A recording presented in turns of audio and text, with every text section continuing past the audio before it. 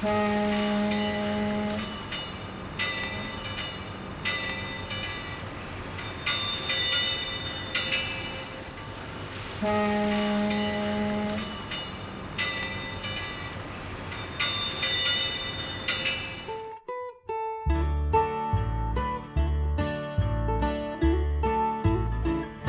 farewell to those bitter angels, heed not quit. I first was introduced to the waters of the world when I worked as a juggler on Carnival cruise lines, back when Carnival cruise lines had one boat.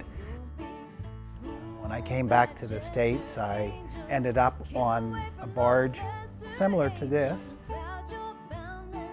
In 1985, I got this boat for $500 and decided that it was indeed something that I wanted to wrap my arms around and devote my life to.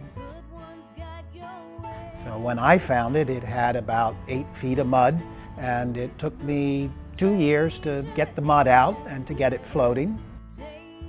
In 1989, we were ready to open our doors. Our first port of call was Hoboken, New Jersey. The barge was built in 1914 for the Lehigh Valley Railroad Company, one of 13 railroads that worked here in the Port of New York. The barge worked as a kind of a shuttle service. A gang of 24 stevedores would take up to a week to transfer the goods from the ship to the barge. It worked up until the Second World War, when it was decommissioned. When I met Greg O'Connell and the O'Connell organization and brought the barge to Red Hook. The Waterfront Museum's role in the beginning, when we came, was to draw people to Red Hook, to make Red Hook a cultural and arts destination. We have open hours 2 days a week for free, so people can come and find out about us. Close to 2,000 kids that come through to learn about the barge and what it was used for. Our programs are education and the arts. We also do concerts and storytellers, exhibitions, and then we also do music and dance and film and plays here. It was the concept of a museum by day, showboat by night. Life is long since you went away. Hey, what's this?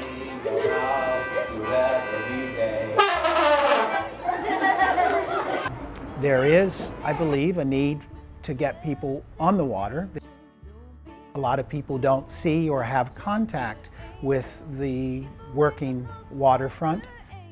It's hard to meet a tugboat captain. It's very difficult to get on board a pilot ship or a visiting ship.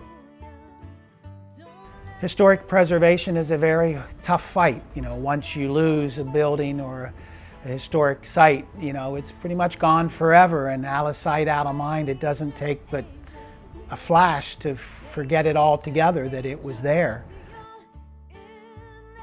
Would like to think that the museum can be pointed to as showing maybe a positive aspect of holding on to some of our historical resources and help make a link of the past and the future in our present. Can we have a big hand for the guy who has our boat?